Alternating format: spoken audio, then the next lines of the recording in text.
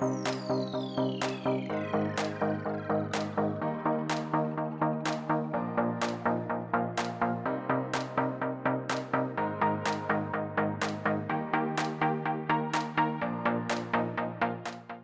everyone, my name is Sagar, you're watching CarWale, and this right here is the all-new Maruti Suzuki Brezza that I've been driving for the second time since its launch in June this year. This time though, I have spent way more than a few hours to tell you about its top 5 plus points and a couple of things which may make you want to look elsewhere. So without passing any more time, let's begin.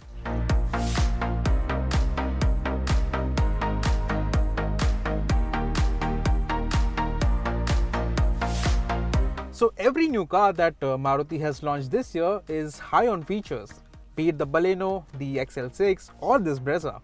Now going beyond the basics, you get stuff like 360-degree camera view, sunroof, ambient lighting, a wireless charging pad, reach adjustment for the steering, and one of the biggest highlights is this 9-inch touchscreen infotainment system with Apple CarPlay and Android Auto. You also get LED headlights, fog lamps, auto dimming inside mirror, auto up down for the driver's side window, cruise control, and 60/40 split for the rear seats. Maruti's new Smartplay Pro infotainment system may seem fussy on this 9-inch screen, but I have spent some time with it, and let me tell you, it's very easy to get used to. I mean, the UI is nice and crisp, and so are the graphics, just like the ones on this heads-up display.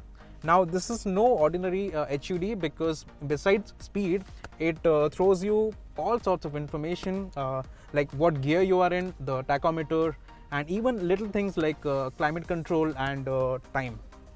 As for the quality of sound, you get 4 speakers and 2 tweeters, and the overall output is impressive. Now the only things that I'm missing in here are automatic wipers and a tire pressure monitoring system. But overall, the new Brezza has most of the new age features as well as all the basics covered. One of the major plus points of an elevated SUV like the Brezza is the ease of access, be it at the front or the back. In fact, getting into this car is really easy.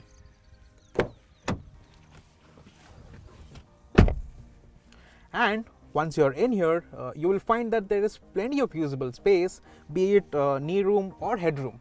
Now I am 5'8", and as you can see, there is plenty of space with this front seat set to my height. And in fact, this cabin, it has more space than something like the Kia Sonet, especially at the back. The seat cushioning is neither too firm nor too soft. So that's good if you are someone who ends up spending a lot of time in the car because of either heavy traffic or long distances.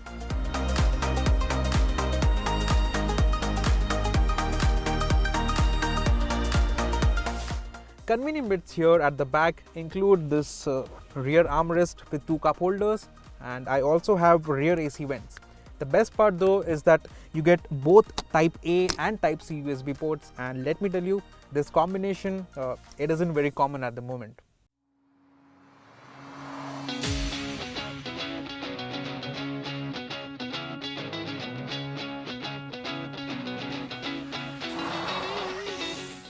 The other major quality that makes the new Brezza so comfortable is its ride quality. At low speeds, it's very absorbent, and the Brezza deals with bumps and potholes with the kind of plushness that I haven't seen in any other crossover in this segment except for the Nexon. But the thing is, it trumps the Nexon for noise and harshness because the ride is not only plush but also very silent, and unless you knock over a big stone or go through a deep pothole, you will never hear the suspension working. NVH levels in general are way better than the old car and are now on par with the competition. While there isn't any major change in the sound or feel of the door thud over the old Vitara Brezza,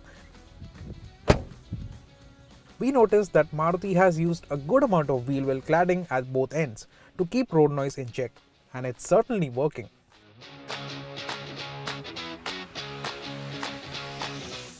Okay, so all cars in this segment are predominantly designed and programmed to work well in the city. But this automatic version of the new Brezza is an absolute dream to drive in everyday traffic. First of all, it's this 1.5 litre 4-cylinder naturally aspirated engine.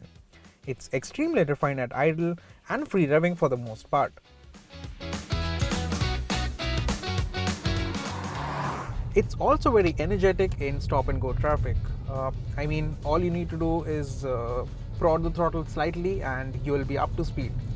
Now this is mainly because of the ISG motor, which delivers that extra bit of push in the form of electric assistance up until 2000 RPM from what is basically a small lithium ion battery. Now, like I said before, this arrangement works best when you're driving in bumper to bumper traffic or on the inner city roads where you will barely be doing more than 60 kmph. What also helps here is the new 6-speed torque converter automatic, which has been clearly designed for efficiency and smoothness. You won't even feel it going up the gears unless you're going full throttle. And for times when you want to keep up with traffic or close the gap, you have these paddles behind the steering to take over some control.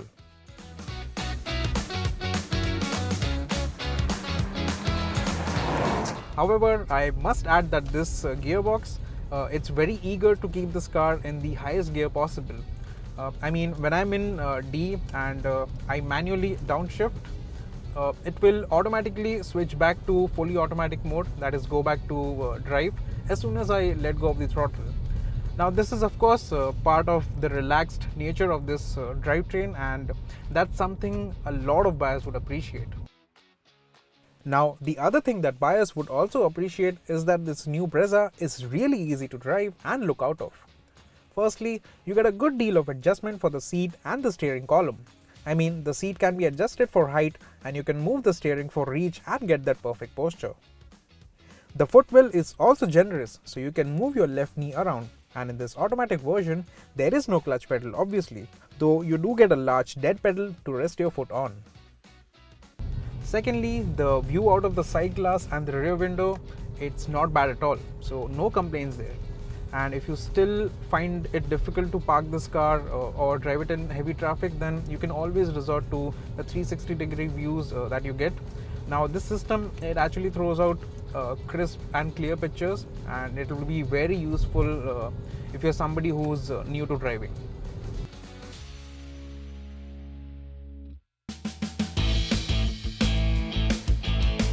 I for one am glad that Maruti hasn't fallen prey to the current trends and given this car proper physical buttons for the climate control. In fact, you get these nice toggle style switches which feel solid and reassuring to operate, which makes the task of adjusting the temperature that much easier, especially when you're driving.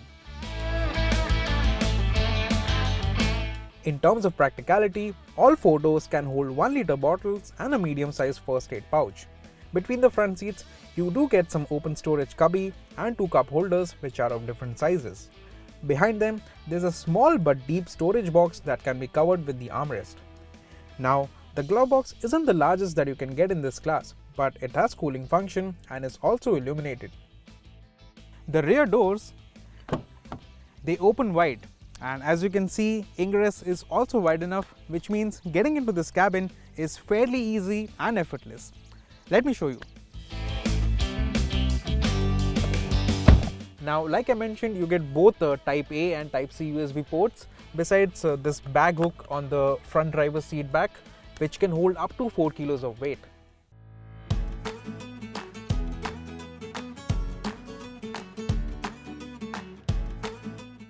As for the boot, well, it's not the biggest in class, though it's very usable. Being tall and square with a fairly large loading bay, especially when the rear seats are folded down, means that you get lots of usable room for luggage or household items.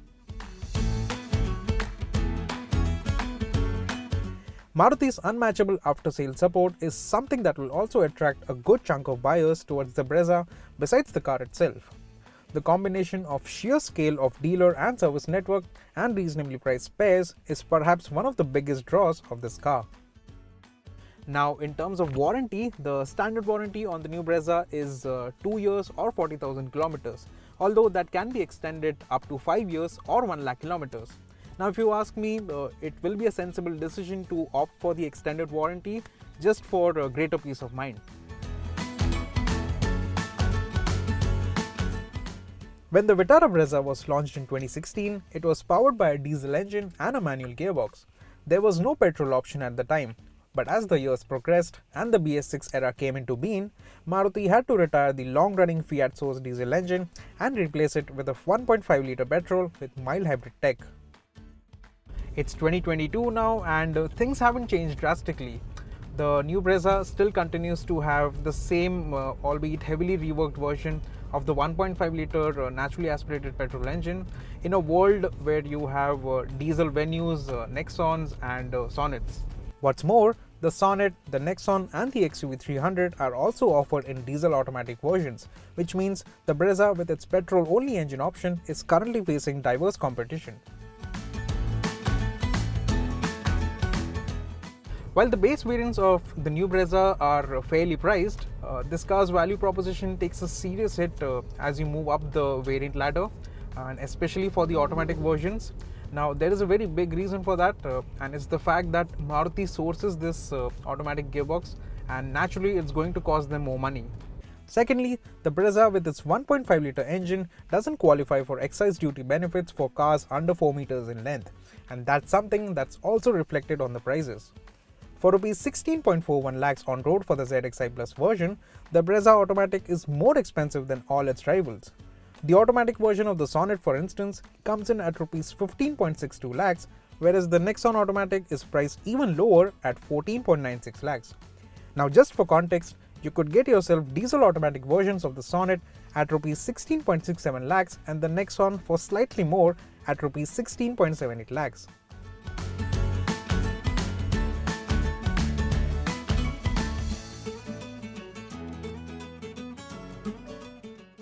So that's the all-new Brezza with all its pros and cons for you. Now, if you have bought this car recently and you think there are more important qualities that we may have missed out on, be it positive or negative, do let us know in the comments below. We will read them and take notice. And if you like this video, then please consider subscribing to our channel, and until next time, drive safe.